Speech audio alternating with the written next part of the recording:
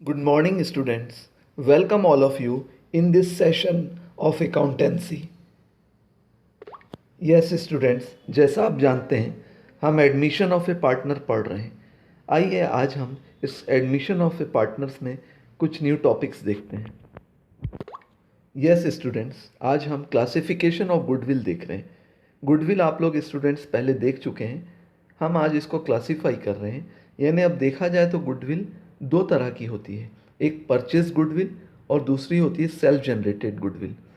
देखिए, जब हम किसी का बिजनेस परचेज करते हैं उस टाइम परचेस्ड गुडविल जनरेट होती है। सपोज आप किसी का बिजनेस परचेज कर रहे हैं, उस बिजनेस की जो एसेट्स है 5 लाख है, लाइबिलिटीज़ है 2 लाख रुपीज़, यानी नेट एसेट्स कितनी हो गई 3 लाख हो गई।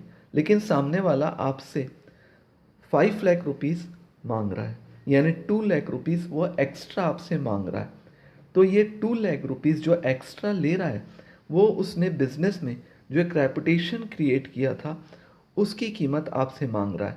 इसे ही हम कहते हैं परचेज गुडविल होता है। और ये एक इम्पॉर्टेंट चीज़ याद रखिएगा कि परचेज गुडविल की ही एंट्री या रिकॉर्ड्स हम अपने बुक्स ऑफ अकाउंट्स में शो करते हैं। नेक्स्ट हम देख रहे हैं सेल्फ जनरेटेड गुडविल।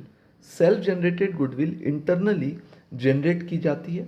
अगर आप अपना बिजनेस कर रहे हैं, उस बिजनेस में 4 साल में 5 साल में आपका मार्केट में जो रेपुटेशन बनता है वो हम सेल्फ जनरेटेड गुडविल कहते हैं। सेल्फ जनरेटेड गुडविल की कोई भी एंट्री हम अपने बुक्स ऑफ अकाउंट्स में शो नहीं करते। आगे मैं आपको इसके बारे में और बताने जा रहा हूँ। आइए आगे नेक्स्ट स्लाइड्स देखते हैं।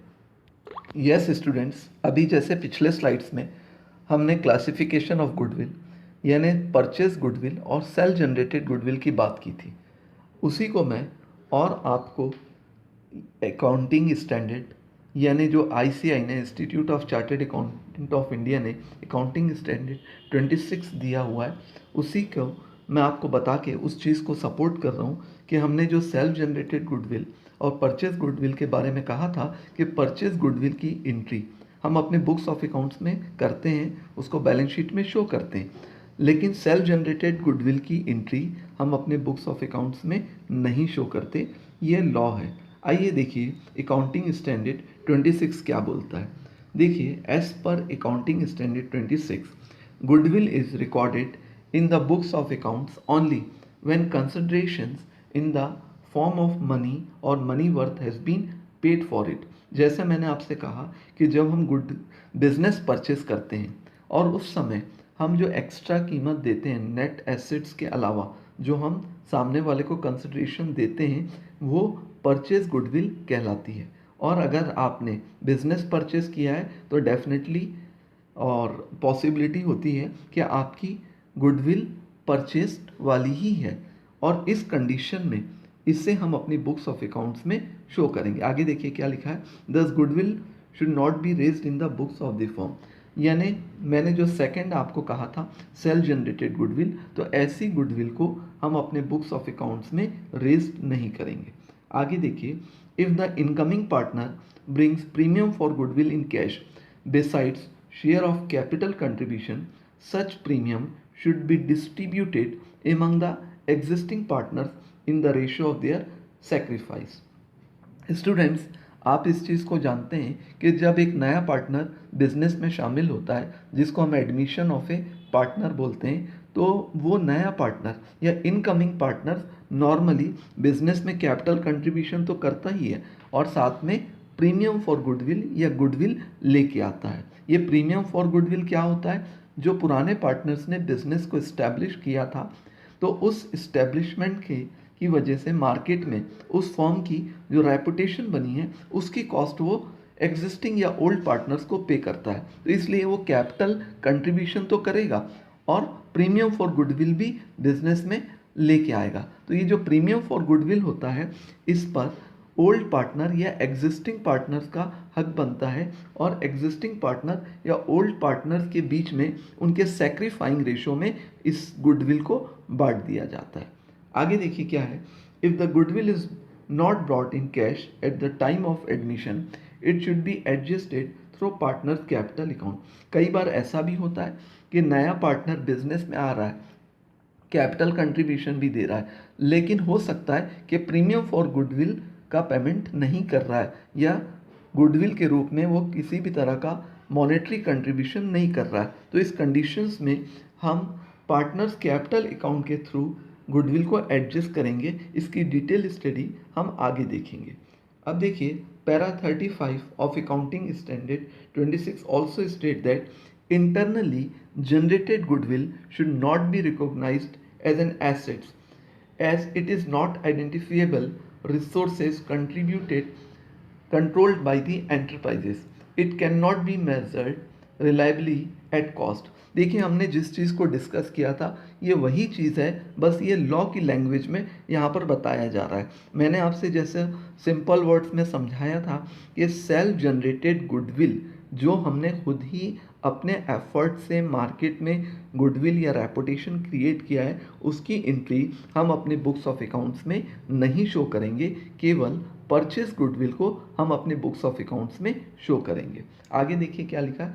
दस एज पर accounting standard 26 which is mandatory in nature, following rules have been emerged in respect of treatment of goodwill at the time of admission of a partner in the books of accounts। देखिए accounting standard को compulsory mandatory follow करना ही है और इससे हमें क्या clue मिल रहा है, क्या रूल्स मिल रहे हैं वो देखते हैं। पहला पॉइंट देखिए, if the incoming partner brings premium for goodwill in cash besides his her share of capital contribution, such premium should be distributed among the existing partners in the ratio of their sacrifice। हमने इस चीज़ को पहले भी discuss किया है कि जब एक नया पार्टनर बिजनेस में आ रहा है और वो कैपिटल कंट्रीब्यूशन के अलावा प्रीमियम फॉर गुडविल भी कैश में लेके आ रहा है तो ओल्ड या एग्जिस्टिंग पार्टनर्स के बीच में ये जो गुडविल का पोर्शन है वो सैक्रिफाइंग रेशो में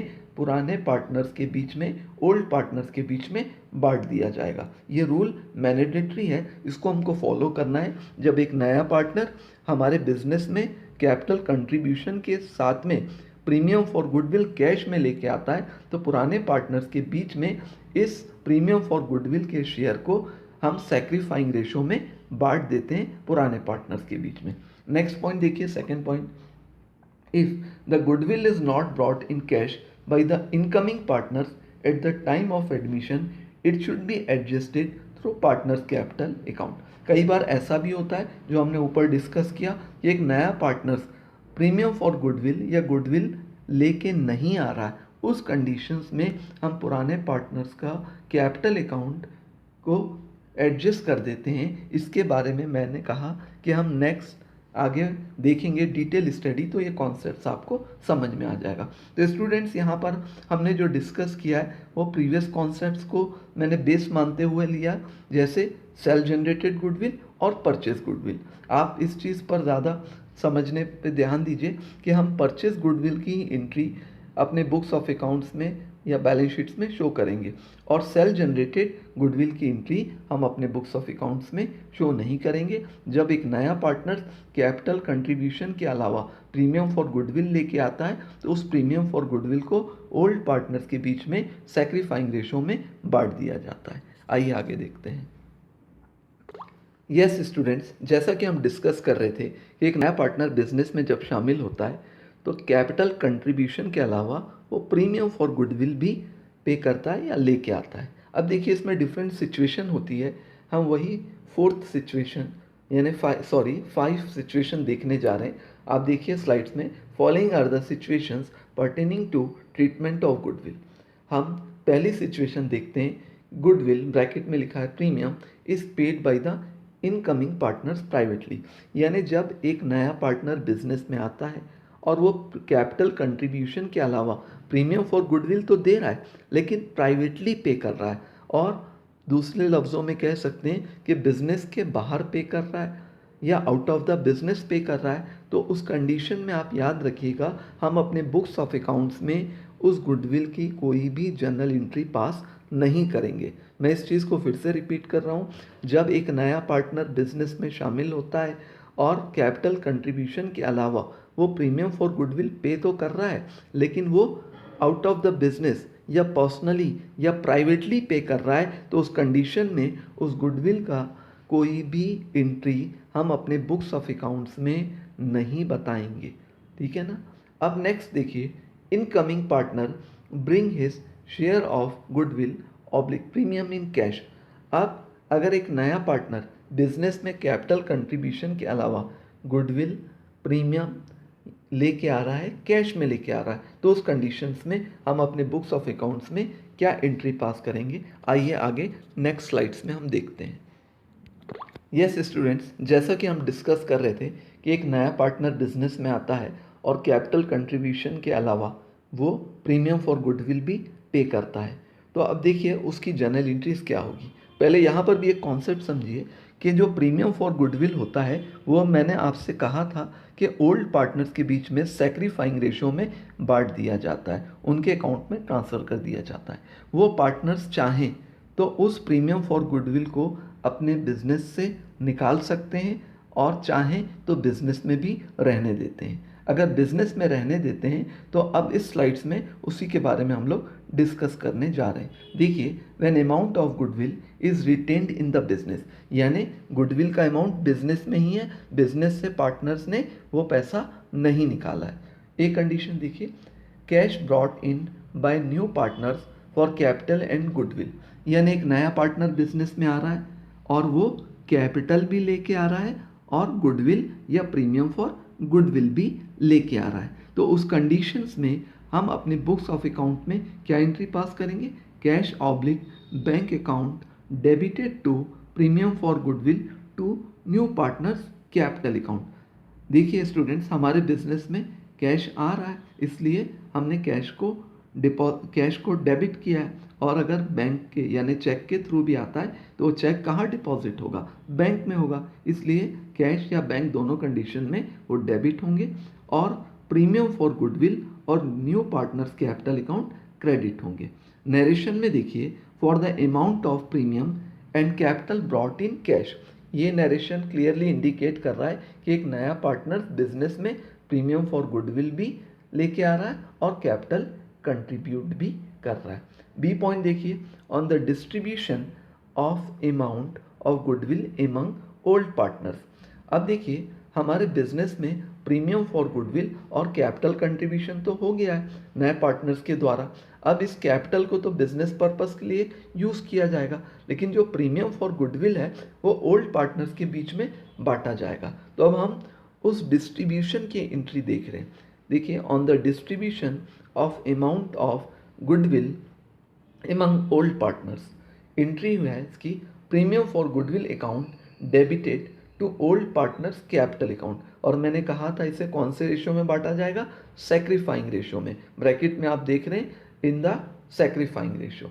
नरेशन में देखिए, for the amount of goodwill transferred to old partners capital account in their sacrificing ratio, यानी एक नए पार्टनर्स ने जो प्रीमियम फॉर गुडविल लेके आया था उसकी आपने ए पार्ट में रिकॉर्ड किया एंट्री, और बी पार्ट में आप सैक्रिफाइंग रेशो में ओल्ड पार्टनर्स के बीच में उस प्रीमियम फॉर गुडविल को डिस्ट्रीब्यूट कर दे रहे हैं। पहले आपने प्रीमियम फॉर गुडविल को क्रेडिट किया था, अब उसको राइट ऑफ करने के लिए आपने बी पार्ट में प्रीमियम फॉर गुडविल को डेबिट कर दिया है, तो जो पहले क्रेडिट हुआ था वो उसका इफेक्ट ख़त्म हो गया और ओल्ड पार्टनर्स के अकाउंट में अमाउंट गुडविल का क्रेडिट हो गया। यस स्टूडेंट्स, अब हम दूसरी कंडीशन देख रहे हैं। मैंने आपसे जैसे कहा कि जब एक पार्टनर प्रीमियम फॉर गुडविल लेके आता है तो उसको रिटेन भी किया जा सकता है बिजनेस में, या पार्टनर्स के द्वारा बिजनेस से इसको विड्रॉ भी किया जाता है। तो अब हम विड्रॉल की कंडीशन देख रहे हैं। देखिए, when the amount of goodwill is withdrawn by old partners, यानी जो गुडविल का अमाउंट है ओल्ड पार्टनर्स के द्वारा बिजनेस से निकाल लिया जा रहा है, तो उस कंडीशंस में क्या एंट्रीज होगी। पहली दो एंट्री तो सेम होगी जो हमने प्रीवियस यानी रिटेन केस में देखा था, फिर भी देखते हैं। देखिए, A point, cash brought in by new partners for capital and goodwill, यानी एक नया पार्टनर बिजनेस में आ रहा है और कैपिटल भी कंट्रीब्यूट कर रहा है और प्रीमियम फॉर गुडविल भी लेके आ रहा है, तो उसकी एंट्री हमने क्या पास किया, जो हमने डिस्कस किया था प्रीवियस स्लाइड में, cash oblique bank account debited to premium for goodwill account to new partners capital account. Narration में देखिए for the amount of premium and capital brought in cash, ये एंट्री बिल्कुल as it is previous case जैसी है, ठीक है ना। अब नेक्स्ट बी पार्ट देखिए, अब हम क्या करेंगे, उस प्रीमियम फॉर गुडविल को ओल्ड पार्टनर्स के बीच में सैक्रिफाइंग रेशो में डिस्ट्रीब्यूट करेंगे। बी पॉइंट देखिए, on the distribution of amount of goodwill among old partners, entry होगी premium for goodwill account debited to old partners capital account, bracket में आप देख रहे हैं इन सैक्रिफाइंग रेशो। तो ये हमने प्रीमियम फॉर गुडविल यहाँ पर डेबिट किया, और ए जो जनरल एंट्री थी वहाँ पर हमने प्रीमियम फॉर गुडविल को क्या किया था, क्रेडिट किया था। दोनों के इफेक्ट खत्म हो गए और ओल्ड पार्टनर्स के अकाउंट में प्रीमियम फॉर गुडविल का पैसा ट्रांसफ़र हो गया, और कौन से रेशियो में बटा, सैक्रिफाइंग रेशियो में। स्टूडेंट्स यहाँ पर इस चीज़ को हमेशा याद रखिएगा कि प्रीमियम फॉर गुडविल को हम सैक्रिफाइंग रेशियो में ही ओल्ड पार्टनर्स के बीच में बांटते हैं। अक्सर बच्चे इस चीज़ पे कंफ्यूज होते हैं और ओल्ड प्रॉफिट शेयरिंग रेशियो में प्रीमियम फॉर गुडविल को बांट देते हैं। तो premium for goodwill old profit sharing ratio में नहीं बटेगा, बल्कि किस में डिस्ट्रीब्यूट होगा, सैक्रिफाइंग रेशो में। अब देखिए ये दो एंट्री तो प्रीवियस कंडीशन में भी सेम थी। अब हम सी पॉइंट देख रहे हैं, amount of goodwill is withdrawn by old partners, यानी प्रीमियम फॉर गुडविल हमने ओल्ड पार्टनर्स को ही तो ट्रांसफ़र किया था उनके अकाउंट में। अब वही पार्टनर उस प्रीमियम फॉर गुडविल के अमाउंट को बिजनेस से विड्रॉ कर ले रहे हैं। तो एंट्री देखिए क्या हुआ, old partners capital account debited to cash oblique bank account. Narration में देखिए for the amount of goodwill withdrawn by old partners, ठीक है ना, यानी अब हमारे बिजनेस से पैसा जा रहा है, इसलिए कैश या बैंक को हमने क्रेडिट कर दिया, और ओल्ड पार्टनर्स जो हमने पहले डेबिट किया था उनके इफेक्ट को ख़त्म करने के लिए, सॉरी हमने क्रेडिट किया था उनके इफेक्ट को ख़त्म करने, अब हम डेबिट कर रहे हैं ताकि उनके अकाउंट को हम इफेक्ट को ख़त्म कर दें। एक नीचे देखिए नोट देख रहे हैं, if old partner withdraw amount of goodwill partly entry should be passed with the withdrawn amount only. देखिए यहाँ पर इंपॉर्टेंट चीज़ ये है कि अगर एक पार्टनर्स ने सपोज गुडविल लेके आया 10,000 रुपीज़, और दो पार्टनर्स हैं ए और बी, उनके बीच में गुडविल हमने बांटा इक्वल रेशो में, सपोज सैक्रिफाइंग रेशो हमारा 1:1 था, तो हमने 5,000 ए और बी के अकाउंट में क्रेडिट कर दिया। अब अगर इसका पार्ट अमाउंट ही ओल्ड पार्टनर्स के द्वारा निकाला जा रहा है तो हम केवल पार्ट अमाउंट की ही विड्रॉल एंट्री पास करेंगे। अगर फुल अमाउंट विड्रॉ किया जा रहा है तो फुल अमाउंट की एंट्री हम विड्रॉ करेंगे। अब देखिए यहाँ पर अगर 5,000 दोनों पार्टनर्स के अकाउंट में क्रेडिट हुआ था, अब old partners capital account debited 5,000, यानी A's capital account debited 5,000, B's capital account debited 5,000 to cash और बैंक अकाउंट 10,000 हो जाएगा। लेकिन अगर ये सपोज 50% ही पैसा निकाल रहे हैं, 50% कितना होगा 5,000 का, 2,500, तो एंट्री क्या हो जाएगी 2,500 की, 2,500 की, यानी S capital account debited 2,500, B's capital account debited 2,500 to cash और बैंक अकाउंट। तो इस चीज़ का ध्यान रखिएगा स्टूडेंट्स, आप इस सब चीज़ों को ध्यान से देखिए, बहुत इंपॉर्टेंट है एडमिशन ऑफ पार्टनर का। नेक्स्ट हम लोग जो रिमेनिंग केसेस हैं वो नेक्स्ट क्लास में देखेंगे। Okay students, thank you very much.